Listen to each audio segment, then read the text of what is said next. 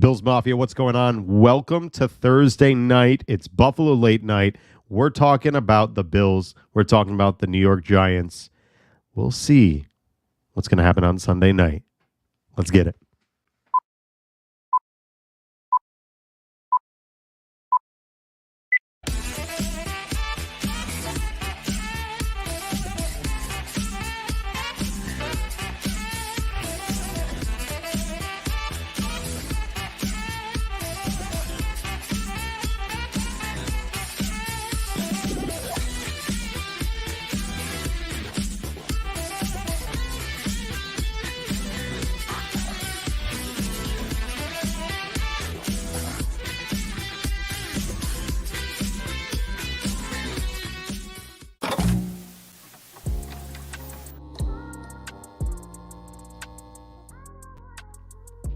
Bills Mafia, what is going on?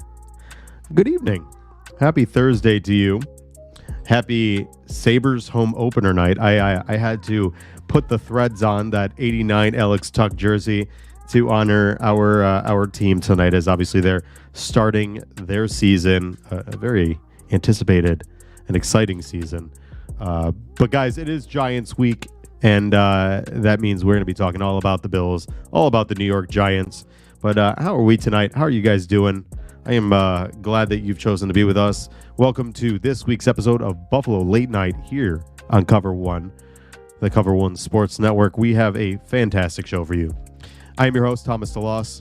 You could find me on Twitter at the Thomas DeLoss. You can see that right there. Again, glad you've chosen to hang out with us tonight. Thank you for tuning in. If you are listening on Spotify, happy Friday to you. You could find our show free on all social media and streaming platforms, including Spotify and YouTube, or however you choose to pod. If you are watching on Twitter right now, hop on over to our YouTube page. Join us to be a part of the conversation. Also, want to make sure that you hit that subscribe button on our YouTube page and hit that notification button. It'll let you know every single time any one of our shows are live here on the Cover One Sports Network. Super chats are open for this and every Cover One show. If you want to be heard, let us know. Click that button and we'll get right to you. Again, obviously, guys, we are in Giants week. This is a big week, a big homecoming matchup against Brian Daboll and the crew. That being said, make sure you guys are subscribed to the Cover One Pass for all the best coverage, all the best analysis. We have been working our tails off. Almost said something not so nice. We've been working our tails off, making sure we got all of the content that you guys look for all the time. Make sure you guys are checking in with us. There's excuse me, I am like slipping up on my words. We have a ton of great shows here on Cover One, so make sure you're checking all that out. Tonight, we do have a fun one. We have my buddy, another one of our Cover One crew. He is the video coordinator. So he's the guy that does all the dirty work for our team. He's the one that breaks down all 22 film, cuts it up, chops it up, makes sure that we have everything that we need. And he just happens to be a pretty damn knowledgeable Bills and Sabres guy as well. That is Mr. Adam Pencil. Adam, what's going on, brother? Thomas, how you doing? Thanks for having me on, man. I'm doing better. For anybody who watched last week, I'm still battling this cold. It's slowly trickling away. I've had it for tomorrow will be 2 weeks. This has just been kicking my rear end. My beautiful little 8.5-month-old son somehow brought this back from daycare. So I am pleasantly trying to crawl through this. I'm also a mailman by trade, so working 11 hours a day, walking 15 miles a day, and trying to knock out a cold is not generally conducive. So if my voice goes out, I apologize, but we are doing okay. Adam, let's just get right into it. We obviously saw a less than stellar performance by our Buffalo Bills at 9:30 in the morning last Sunday over in London, across the pond. What were your thoughts coming out of that game against the Jacksonville Jaguars? Well, I've talked to a few friends about this, and the team is not allowed to make excuses, but I'm not on the team, so I have no issue saying this whatsoever. I think it's fairly obvious that fatigue played some kind of role in this game.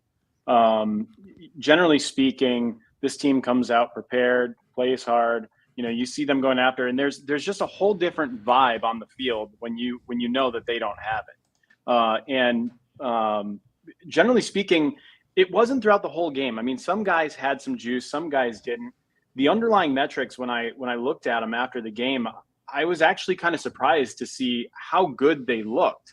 And when you really dug into it, at least for the offense is what I'm referencing right now. But when you dug into it, what I found was it was slip ups at particular moments that stalled drives, particularly on the second and third down. That was really killing them. And I'm looking at it like it's a statistical outlier. They're 3-2.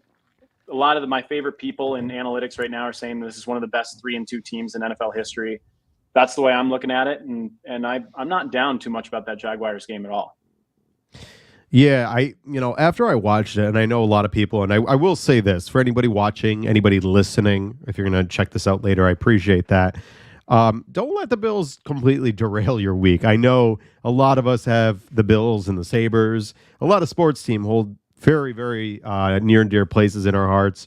I know it's tough, but don't allow that stuff to derail you. Sports are supposed to be for entertainment purposes, not to completely manipulate and hold you hostage. But that being said, and I'm not going to try to tell you how to fan because I don't want to get into that one. It was a tough matchup. I think, I do agree. If you watch Josh when he got over there and he had a press conference, he talked about the coffee. You could tell in his eyes he was all sorts of squirrely. I know probably most people that are watching or listening know what it's like to go without sleep. That kind of you kind of had that pins and needles feeling. You feel off a little bit. Imagine that, but then also having to basically make sure you're doing your job in front of thousands and thousands of people and be perfect along the way. An incredibly difficult task and a tall task at that.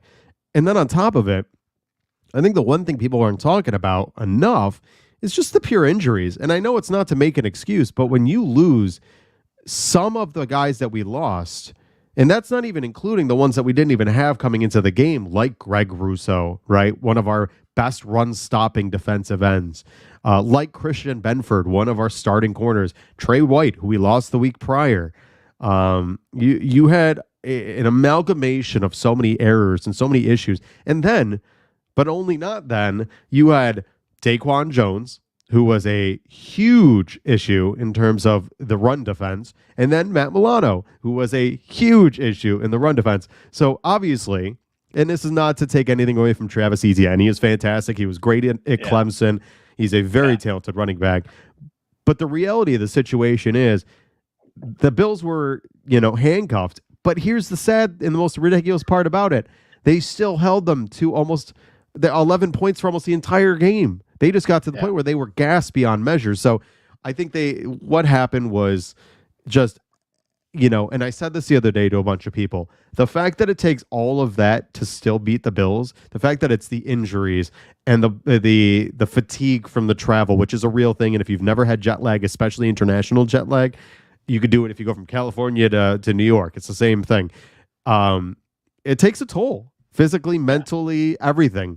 So it was a tough game, but the one thing I did notice about the Bills, and I was going to say this, Charles, good point, they shut down the Bills' run game. And that was the one thing that really allowed Josh to find comfort outside of the fact that, and Adam, if you want to touch on this, the lack of going under center, the fact that the run game was ineffective to every facet was really an issue. I think it was a game that they should have played better. And I will say this, Raul, I'm not trying to make excuses. I'm trying to break down the fact that this game in totality was a game the Bills should have won. The fact that they lost by 5 points with their back against the wall, their backs against the wall, tells you emphatically they were the better team, that just they didn't show up. Yeah, I mean, one catch away, right? I mean, if Diggs brings that ball down, who knows, what could have happened at that point in time of the game. I mean, realistically, and don't get me wrong, right? I'm going to make the excuse I talked about the fatigue. you also got to give the Jags a little bit of credit. I mean, the way that they did shut down the run game, as you said, they had some incredible calls on second and third down to really, really take advantage of what the Bills were trying to do to them. I remember one play in particular that they had Latavius Murray in the backfield, and on third down, they brought a pretty heavy pressure package, knowing that Murray was the outlet, kept one corner out on an island. They had, I think, 5 yards to gain. And Josh's only quick outlet really was Latavius off to the side, tackled him, and that was it. They had to punt. There was a couple of calls in that game, I will say, by McDermott on fourth down that I would have liked to see him go the other way. And I've talked to you about this a lot, Thomas. Like, I've been a massive Sean McDermott defender in this category specifically for a long time. If you look at how he handled this last year, he was one of the best in the league. Same thing with the year before. But it's those calls around on their own half of the field when they're on the 30-yard line and they have 1 yard to go that for whatever reason, sometimes he's just not comfortable saying, hey, let's do this here. And I felt like if he had gone for even just one of those, maybe we're talking about something different here. But like you said, these are all the things, that have to happen that compound in order for a pretty good team in the Jacksonville Jaguars to just barely beat the Buffalo Bills, who are, by all accounts, going to be one of the best teams in the league this season. Statistically, They're one of the best teams in the league. They're going to be fine. And I said it even with the injuries after the game. I think it's very likely that we're going to watch them go rip off like an 8-game winning streak right here. That's just as likely as them, dropping one or two down the stretch, in my opinion. Right. And I don't, Raul, I want to touch on what you're saying because obviously this is of importance. I don't think I'm trying to make excuses per se, and I get what you're saying. I think it's more so that, the Jaguars, like we've said, played a great game. They did what they were supposed to. Trevor Lawrence looked good. I didn't have nearly as much confidence as, after, talking about Trevor Lawrence. He looked good. He had some beautiful throws, really, really precise, knew exactly where he was going. Some really nice play calling. Their offense looked good. They did some very nice things. And at the end of the day, the Bills just didn't capitalize. And this is going to be, like last year and the year before, another one of those games that you're going to look back on and say, we should have won. Just like the home opener, you should have won. So it's one of those situations that the Bills were the better team who didn't show up. But at the end of the day, the Jaguars were the better team because they delivered when they needed to. And that's something, at the end of the day, it's a week by week league, but it's not a sprint, it's a marathon. So, you try to get as many and you stack as many wins. I think what it comes down to, it's tough because those are the matchups you want, right? And people always say, like last year when the Dolphins beat us, it was their Super Bowl. Every game is important, and that's, people fail to realize that sometimes, that there are matchups early in the season. Like, we've lost 2 conference games and 1 division game. Those are big time. If we want to get the number 1 seed, that could be a roadblock right there. So I think that's going to be really, really tough. But I think the game was a tough matchup, a tough game. I think there's going to be some big questions to be had between the league, the Bills, and every team about the travel, about playing on turf. I don't think this is the end of that conversation. In fact, I think it's the beginning of the real conversation about potentially playing on grass. And if you look at statistics, minus 2021, for the last 10 years, there has been significantly more injuries on turf than there have been on grass. So there is something to be said for that. Taron Johnson talked about it. If you watch the videos, it looked like they rolled out like that old Italian grass turf that you see on people's front porches. It looks like they rolled it out on top of a concrete patio. So not great. But needless to say, let's move on. This week, we have on Sunday night in a, I'll say big time matchup. There's a lot of storylines, a lot of very interesting little anecdotal moments that are going to be happening. We have Brian Dable coming back with Joe Shane to Buffalo. And ironically enough, in tow is Tyrod Taylor, who's probably going to be starting at quarterback. What are your immediate feelings about this matchup, Adam?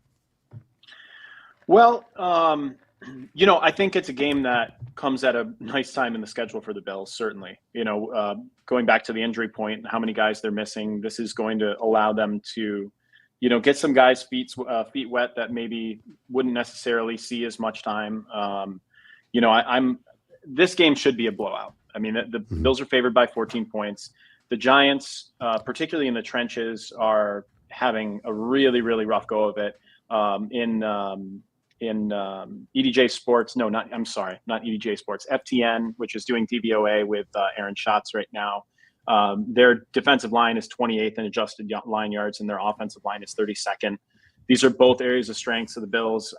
And when I say in big strengths, right, not just medium ones. So, I just don't see how this is a game really that the Giants compete in. So for me, it's going to be more about keeping an eye on certain players that are going to get time that we want to see, like Dorian Williams. Will Kaiir Elam be in there? How is Poona Ford going to look if he cracks the lineup? Things like that is what I'm going to be watching. And, at the same time, though, I don't know how much we're going to be able to take away from it just because of what the Giants look like right now. Right. The one thing about this matchup is, just like the Bills being depleted, the Giants are decimated. The Giants, if you looked at their injury report today, it's actually quite pathetic. It's sad. I've got a lot of friends that are Giants fans. I feel for them. Obviously they got a great general manager, a great head coach. The future days of brightness, I'm hoping. But this is going to be a tough game for them. Andrew Thomas, their left tackle, is again since week 1 not coming back. Saquon Barkley, who without him, they are averaging 10 points a game. Their offensive line is just, like you mentioned, has been an absolute tire fire. And then Daniel Jones isn't even playing. And to be honest with you, at this point, I think he's better than Tyrod Taylor. And here's the thing about Tyron. Everybody knows what you're getting. There is enough tape on Tyrod that you are able to limit exactly what he does. We know what he does. We watched it for a number of years. And the fact of the matter is, they just don't have that many weapons. Darren Waller might not play. It might be down to Isaiah Hodgins and Darius Slayton. And the reality of the situation is the Bills are going to be trotting out a Von Miller-led defensive end or a defensive group, defensive line, where he's probably going to get a lot more snaps this week. Greg Rousseau is likely back. Leonard Floyd will be back, probably a little bit healthier. Poona Ford's going to be up this week, so we'll get a real taste of what that looks like. And then again, Ed Oliver, who has been an absolute rampage to start this season, is going to continue against an interior of a Giants offensive line that has been struggling mightily. I'm not sure how exactly, like you said, this Giants team is going to win. I think the true test for them is going to be their defense. They've got some nice pieces there, but I just don't know in totality if their team as a whole can stop both the defensive side and the offensive side enough to be able to keep it a game, because they're going to have to score. And the truth is, realistically, if Josh can at least get going and score 20 points, the game's over, because Tyrod Taylor is not a guy that's going to push the ball down the field. He's not a guy that has ever really been an offensive driver. His only true element of, kind of specialty is his legs. And at this point, if you watched him, he's slowed down from his days in Buffalo. So I feel bad for the Giants, because it's going to be a raucous crowd, a very, very angry Bills team coming off of a very disappointing loss, looking to get back into that win column. I think this, to be honest with you, I think not that it's going to get to the point where what Miami did to Denver, but it's probably going to be a game like that where it's going to be incredibly lopsided. Yeah, I mean, the Bills are 14-point favorites for a reason in this one, and there's not much else you can really say about it, really. I mean, that kind of says it all. Right. Well, Ray Finkel, we're glad to have you, no matter however you fell into this chat room. Yeah, I think this game is going to be, it's unfortunately, it's hard to really talk about a game like this. I genuinely love games that are a little bit more close. They have some nice pieces, like I said. Their defensive line, obviously they've got one of the best defensive tackles in the game. They've got some younger guys that are really kind of bringing it. I want to see the development for Brian Daboll. I want to see what he can do with this team. But let's say this, and I'm going to really put a tall task on you, Adam. Can the Giants pull off the victory? And if so, what do they need to be? What do they need to do to be successful in this matchup? Well, I mean, look, anything's possible, right? This is the NFL. 14-point favorite. I don't know what the implied win probability is based off of spreads. I haven't got that memorized yet, but if the Giants were to win a game like this, it would have to be a game where I think the weather forecast is not looking great for Sunday night. If there's rain, possible turnovers, I feel like rain impacts the Bills a little bit more than maybe some other teams. Wind is usually the factor that we talk about, right? But with how much they throw the ball, with the velocity that Josh likes to put on it, it tends to create some problems for the Bills when something like that happens. So, Right. if they come in with a defensive game plan that, creates turnovers, that's really the only way that they stand a chance to not only put more points on the board, but also keep points off the board. So, could it go like that? Certainly. Josh gets butterfingers from time to time, and then not only that, but throwing the ball, fumbling, who knows? I can't imagine a world where they lose without something like that happening. Now let's talk about this. This is an interesting one. Do we hit the panic button if we somehow lose? Now, the tough part will be for the Bills fans, the media. What the narrative will be is the Bills have lost 3 really bad games, and that's what it'll be. And it'll be hard to stomach, quite frankly. It'll be hard to come back from a loss like that after losing another loss the week before and really losing to Zach Wilson in week 1. Will it be the end of the season? Will it be a freak out moment? It's hard to say. Like I said earlier, it's a long season. It's a marathon, but yeah, I mean, 3-3 is not ideal, and a loss to what, by all accounts, might be the worst team in the NFL would not look good. But context is everything, right? Like, we can say, yeah, right now, if they just lose a game where the Giants look like a better team and there's, things, maybe people go out with more injuries, that's the type of thing that, okay, yeah, maybe I'd start pressing the panic button. But anytime the Bills lose or any team loses, that you really kind of want to take a moment to digest it, go look at it, look at the underlying numbers and find out, what was the difference in this game?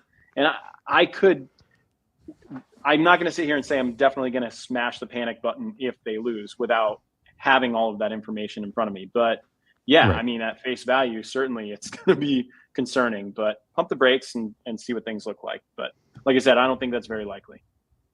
Yeah, and like you were saying about the possibility of a tough game or, things going kind of sideways or flipping on its ear. The Giants, like I said, they have some really, nice defensive pieces. I mean, Kayvon Thibodeau has been fantastic for them to start this year. Yeah. A guy that highly touted out of college has kind of fallen and coming into his own this year. Dexter Lawrence, like I mentioned, a very, very highly touted defensive tackle. And then a guy that, if you talk to some Giants media, some people in the know, Jason Pinnock has been a guy for them that has really stepped it up big at safety.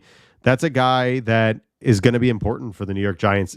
You've seen Josh has games like he had against, the Jags, that interception that he had, the one against the Jets. You never know where that, kind of that ugly part of Josh's game will rear its head. And that's the type of guy that needs to be on his game and has been thus far. Like you were saying, I've seen some weird stuff happen. I've seen some tough games. This would be a devastating loss if they lost to a very, very bad team, especially one injury plagued. And it would really call into question, Sean McDermott, the coaching staff, and having them prepared. This would be another one of those games that would be a feather in the cap for the anti-Sean McDermott, fandom, the ones that want to see Sean McDermott out the door, because this would be a very, very, it'd be hard to explain away a loss like this to a team that is undermanned, even if the Bills are injured. Moving forward beyond that, who are you looking for for Bills players? What Bills players are you keeping an eye on in this matchup? Yeah, I think in this matchup, one of the players I'm most interested in watching, honestly, is Von Miller. How's he looking coming off the injury? What is his snap count going to be? Our team's going to start to choose to double him with Daquan Jones out of the center. You know, there was a lot more help against Vaughn last year, and I thought the way the D line was playing before he came in the lineup this year, he might end up being on an island, you know, more often than not. But you know, we'll kind of see what that looks like. I'm also very interested to see who's going to be on the field more, Dorian Williams or Terrell Dotson. Right. I liked a lot of what I saw out of Williams last week, particularly in coverage. You know, but obviously Sean McDermott felt like Dotson was going to be a little bit more reliable in stuff in the run late, you know, in the game last week. So, you know, he went in. But those are the two guys that I'm most interested in watching closely this week for those reasons. Right. I like Dorian. You know, I think the one thing, kind of like you're mentioning with Dorian, is you're not going to be able to replicate, excuse me, by the way, you're not going to be able to replicate Matt Milano. It's an all pro. It's unfortunate. But maybe in a vacuum, you can do some, you know, gain some attributes that Matt Milano has, one of which is Dorian Williams' speed. Yeah. You know, Matt Milano, the one thing that made him so good was just his ability to be able to go sideline to sideline in a snap. So that's important. You're seeing that Dorian Williams is being able to diagnose plays. His, you know, a lot of people said that his vision, his ability to read what's going on was in question. He looked pretty good. His problem, quite frankly, was his over pursuit.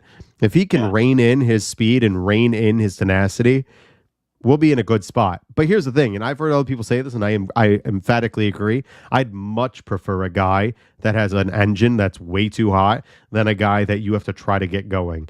Dorian has shown flashes. He just needs to be trained. And it's the same thing. I mean, Matt Milano took over for Ramon Humber back in the day. And I'm not saying that's going to be the case, right? Dorian Williams is not taking over Matt Milano's job. But having a guy like Dorian Williams to come in and maybe run 3 linebacker sets at different points next year is going to be a huge coup for Sean McDermott and the defense. The other part is, you know, I liked with Von Miller. I'm going to be very, very interested to see what they do at cornerback. If they start Jamarcus Ingram, that is going to be a huge. And we don't know if Christian Benford's playing. If Christian Benford's playing, you know, obviously this is irrelevant. But if Christian Benford is not playing, if they start Jamarcus Ingram over Kaiir Elam, that is the biggest indictment on Kaiir Elam and his future on this team. If you having a UDFA guy at a UB take your job over a first rounder, that's a big, big question mark. The other thing I want to see is how Greg Rousseau can, again, impact this game. I think to start the season, obviously he missed 1 game, so it's not a huge issue. But he has the possibility, depending if he plays, to demand a huge contract going into this offseason. And the Bills are kind of in a really precarious position because of the fact they have a lot of guys with very, very big price tags right now. And you don't want to lose a guy like Greg Rousseau. Greg Rousseau is a key cog in this team. He is like the Sabres. He is one of their core members moving forward. He's going to be a guy that they're going to want to build around on this defense. Seeing what he can do. I just think this defense, I'm not so worried about the offense. I think the offense will get right. I think Josh will figure this out. I think this is even if they do have some nice defensive pieces, I think Josh is going to be able to figure out how to matriculate the ball down the field and still be successful. I think their defense, the Bills' defense, showing that they can kind of clamp down on another team is going to just prove to the point of what Sean McDermott has done thus far. In regards to this game, do you feel any concerns, any players that on the Bills that are worrying you thus far to start the season? Well, if you asked me 5 weeks ago who I'd say, I'd list Spencer Brown, right? But he's been steady. You know, fans are talking a lot about Dalton Kincaid. You know, that name's coming up quite a bit. I would like to see them find a way to get him the ball a little bit more, but I think at the same time, when you look at the film, there's been opportunities for Josh to get Dalton the ball, and it's just gone elsewhere because he's not the first read on the place in the way that Diggs is in some of these opportunities. Particularly, I remember right after week 1, I don't know if it was first or second down, but it was on the opening drive. Kincaid ran a corner route, and Jets were in single high. And I looked at it and I was like, oh man, if he had just noticed that, you know, right off the start, he could have literally thrown to Kincaid for a touchdown, literally right on that, first or second play of the game. It would have gone. But I'm not going to hold that against Josh, because you have Diggs one-on-one on the right side, scripted drive. It was a 5 or 6 yard pickup. Like, it's the right decision, especially early on. That's the higher likelihood, the greater chance of completion. So it's out there. And I think that the Kincaid breakout game is going to come.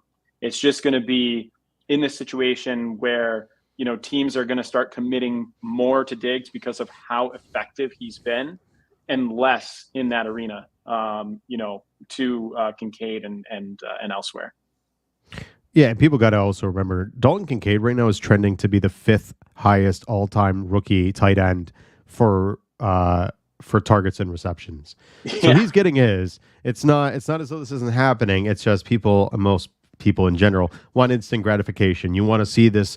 The problem is, the big issue is Laporta and what he's doing in Detroit. I was just going to say, Sam Laporta is the reason that this is, becoming a topic of conversation for sure. Yeah, he is absolutely an outlier and skewing the metrics on this. So don't use Laporta, right? That's an anomaly more than a normal mainstay of this, NFL today. I think Kincaid's going to be fine. Kincaid has shown he's got great hands. What like you were saying, I'd like to see him get more of that medium to deeper, kind of that third level. I think, second to third level, excuse me. I think that's where his sweet spot's going to be. I don't really like his ADOT right now. It doesn't really make a lot of sense for who he was in college, but I think that's more of let's get him kind of into the offense first before we kind of just throw it all at him. But again, the other part about it is, and Josh said it himself, this is going to be a thing that they just need to trust each other. And Josh takes time to get to trusting people, i.e. Khalil Shakir. I mean, a guy that everybody in training camp was clamoring for, and really, unfortunately, just didn't live up to the expectations last year. You're seeing him kind of get more involved. And the other part about it is, guys, realistically, we knew going into the season, your top 3 targets were probably going to be Stephon Diggs, Gabe Davis, and Dawson Knox. Well, ironically enough, your top 3 targets are Gabe Davis, Stephon Diggs, and James Cook. So now that you also add Dawson Knox and then potentially throwing in Kincaid, there's only a certain amount of targets per game and a certain amount of opportunities per game, especially if you want a balanced attack and you want a running game. So it'll get there. I think it'll be something, but I think we just need to slow down and kind of bring it back. But Adam, before we move on, what is your prediction? And, whatever you feel, what is your prediction heading into this Sunday's matchup? Well, all right. I think that they're going to run away with it before halftime. I think you're going to see Kyle Allen in this game. Realistically, I'll throw out there. I can't see the Giants scoring more than, I'd say 17 points in this one. Some of that in garbage time. I know that sounds high, but I'm anticipating a long leg of garbage time. So I'm going to say 37-17 Bills. Yeah, I think, like you were saying, I think the weather is going to be pretty miserable on Sunday. And that's one of those games when, you have third stringers in at the late part of the game. Sometimes those big time runs. We saw Devon Achane or Achan or whatever the hell his name is have a pretty long run at the end of the game when we were playing them 2 weeks ago. It happens. I agree. To be honest with you, I wouldn't be surprised if they dropped 40 on them. I think this is a team that, I love the Giants. They're my second team. I always say they're my NFC team. I have always had a near and dear spot because I think that, they've always had good coaches. I like Tom Coughlin. I like that franchise. I think they're good rooting favorite. I feel bad. They beat the Patriots a couple times for us. Yeah, right.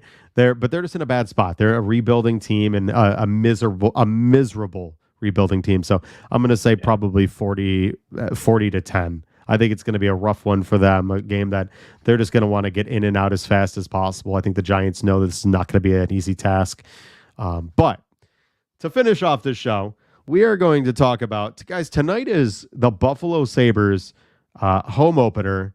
It is a very, very exciting time for a lot of people. We don't talk a lot about the Buffalo Sabres, but it's the home opener. So I'm going to touch on this for the next little while about what's going on. This is, for a lot of people, a very, very highly anticipated season because for the longest time, and if you're a Buffalo sports fan, and if you're a Sabres fan, you know this, they've been bad for a long time.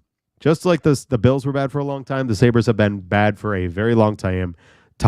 In fact, they have the longest playoff drought, I believe, in all of North American sports. The only one that's close is the New York Jets. Hopefully the Jets. I think, ironically enough, we thought the Jets might actually break their own. Looks like they're actually going to beat out the Sabres, and now Sabres potentially might break their own. This is a big season.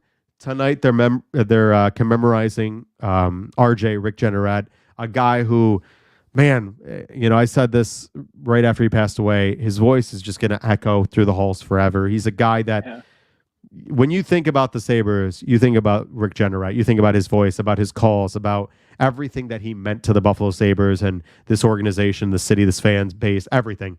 So it starts tonight, and I think it's a little apropos that a team that now is potentially on the comeuppance has the chance to honor a guy who really was there from the get-go. So I'll kick it off to you, Adam.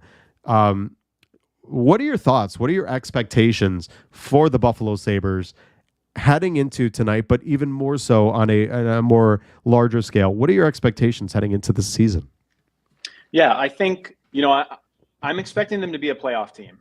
I think they should. I know there's a lot of sites that do underlying analytics in hockey that are showing them kind of on the bubble, maybe just outside of it.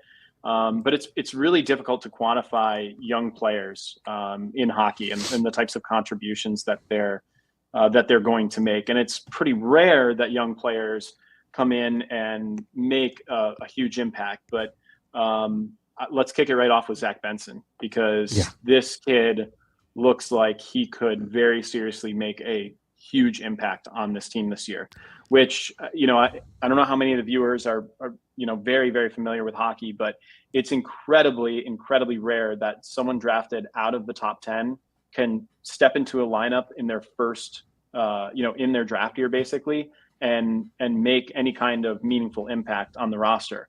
But watching this kid play, his size and stature was the concern going into the draft, and of course coming out of the draft. But he plays hockey with the mental fortitude of an elite skilled player, and for that reason he gets by despite having a lack of weight, lack of size and stature on the ice. He's just so heady in where he places himself, how he uses his active stick, keeping his eyes open for teammates. He's just kind of 2 steps ahead of everything that's going on out there. Now, granted, these were only preseason games that we've seen him in. There's another step up in speed that happens, of course, when the puck drops on game 1. But I'm encouraged, and I think that he could have a pretty big impact on what this team is able to do this season. Before I give my comments, my producer, Ian, just reminded me. Guys, reminder, obviously, like we mentioned before with Cover One Pass, we want to make sure that you guys are signing up for all the best content, making sure you sign up for Cover One Pass. So we're going to give Aaron Quinn and Greg Thompson a chance to explain. Many people ask us the best way to support us here at Cover One, and that is to sign up to become a Cover One Pass member. That contribution helps give us the access to all the data and information we use to create the content that you love. And I think most importantly, brings you into our community of insiders. It's a great community based on Slack. I know a lot of people don't want to be on social media anymore or be in on those conversations. We bring all of it to you right in our great community of educated fans. And most importantly, you get access to our content creators. Even better than that, everybody loves merch. You get awesome t-shirts, a cool decal, and a letter from the Cover One team signed directly to you. All for $60. That gets you the entire season, next year's free agency and draft. $60. Click the link in the description. Cover One Insider. Become one today. Yeah, guys, just like they said, make sure you sign up to Cover One Pass. It is fantastic. Everything that we deliver here, you get all that inside information, the Slack channel, what Adam does, chopping up that all 22. So the film room with, Eric and Anthony, they can get that to you. Just, again, really, really good stuff. But Let me back to add what, something to that real quick, just about the Yeah, go ahead. one pass, real quick. A lot of what I learned in analytics and some of the more modern stuff in football has come from me being a one pass subscriber many, many, many years ago. The Slack channel is unbelievable. This is how I've gotten to know a lot of these guys, and you know, I can't recommend it highly enough. If you want to talk Bills, be around smart Bills fans, learn more about the game, and just talk football nonstop, sign up. You'll love it. All right, Zach Benson, let's go. Yeah, I'll tell you, Zach Benson. You know, the one thing that people kept saying is like Derek Roy, a guy that's smaller in stature, really, really talented. The one thing that I think is the most impressive about Zach Benson is that there's never been like you don't. It hasn't been like an ascension of like over time through training camp. It was like he walked right in and he was one of the guys. And for an 18-year-old to have that confidence, but also calmness to his game in a team like the Sabres, who have very, very talented guys. A lot of these kids, people don't realize, like, maybe they don't have a McDavid, right, or a Crosby. But what they do have is like a Dylan Cousins, who for a lot of Canadians is thought of like a McDavid, right? He is a very, very talented, very, very respected hockey player. Alex Tuch, one of the more respected American players. Jeff Skinner, everybody knows in the NHL who Jeff Skinner is. Taylor Swift knows who Jeff Skinner is. Right. They have a very talented roster. And so for a kid like him to come in and assimilate in such a way that he was just one of the guys is very, very impressive. But even more so, the fact that he got himself on the score sheet. The fact that he was able to make an impact, the fact that he's able to find ways to make space for himself and to create avenues and to create zones for himself to be able to create on the fly is impressive. Yeah. His stick handling, his ability to take the puck away from the other team and forecheck, which if anybody doesn't know what a forecheck, it means you're in their blues, they're beyond their blue line and forcing yourself to get the puck back. His ability to just be like so part of the game is so impressive. But I think the one thing for me tonight, I think is going to be the big deal about the Sabres beyond Zach Benson. And I think that storyline's going to be fun, and I'm excited to see where he goes. And a lot of people think he could be the best kid coming out of this draft. Why he fell was purely based on his size. I think is Devin Levi. Devin Levi is a story that, man, he took Buffalo by storm, which is crazy considering everything that was going on with the Bills last year. But Devin Levi really was the story of last season. His ability to come in last year, play 7 games, and prove without a shadow of a doubt that he was the netminder that people have been waiting for since Ryan Miller. If Devin Levi can be everything that we expect him to be, if he can be the goaltender that people want him to be, the sky is truly the limit for this Buffalo Sabres team. We saw last year they missed the playoffs by 2 points. We know that. We know that they were that close. They were a Montreal implosion away. They were a Florida Panthers implosion away. They were a Ukko-Pekka Luukkonen blown shootout away from making it to the postseason. And now you have basically the same roster. You have a Zach Benson added in. Obviously, we're still waiting on Jack Quinn to come back towards winter. But you add in Devin Levi. And if he's going to play 45 to 50 games, which it would not surprise me if that is in fact the case, if you can get him to win 70 to 80% of those games, this team is going to be over 100 points and pushing for top 3 in the Atlantic. Yeah. That's crazy alone. And that's without even really factoring, you know, how this team is going to grow in terms of how they play the system, right? Right. You know, the thing that I was most impressed with this team down the stretch last year when they were pushing towards the playoffs, and even Darlene said it, and a lot of these guys said it. If you watched their videos that they produce, what is it called? Behind the scenes video. You know what I'm talking about that they do? Oh, the embedded, the Beyond the Blue and Gold. Embedded, right? Beyond Blue and Gold, their embedded series. This is something that Darlene talked about in that video about how they really learned to play a tighter checking, more playoff style hockey down the stretch. And that's something that they really needed to figure out more and more as the season went on, especially when they're on that losing streak. You know, that's kind of when the intensity mid-season just starts to get picked up a little bit more as guys are kind of digging deep and scrapping for points. And in looking at their numbers last year, a lot of their rate stats, that show how much they're controlling the puck or the quality of scoring chances that they put on net versus the opposition. They looked a lot better when they were trailing than it did when they were tied or leading, which kind of indicates that, they were a team that had some skill, but struggled to set the pace as often as you'd want them to. But down the stretch, when they were playing that tighter checking style of hockey, playing better defensively in their own end, not, kind of putting their goaltenders out to dry, those numbers started to look a lot better there. And that's one of the things that I'm mostly focused on. It's not so much necessarily any individual player, but how are they going to play in their own end? How are they going to operate their system in a way that they remain aggressive on offense and generating all these quality scoring chances while also, being committed to being heavy on the back check, making sure that they've got good quality coverage in the defensive zone, and making sure they don't get stuck in these long cycles, that they got caught in a number of times last year. So I think just with the natural growth of these players, being that they were one of the youngest teams in the league last year and those guys are all coming back, I expect to see a jump there in the defensive side of things. Right. The other part about it that is crazy is the Sabres' average age is 25 years old. Average. Yeah.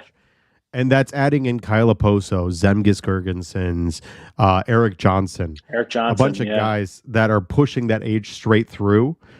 This team is very, very young. And the one thing that you have to keep in mind is the fact that they have it all, pretty much their core players are locked up through 2030.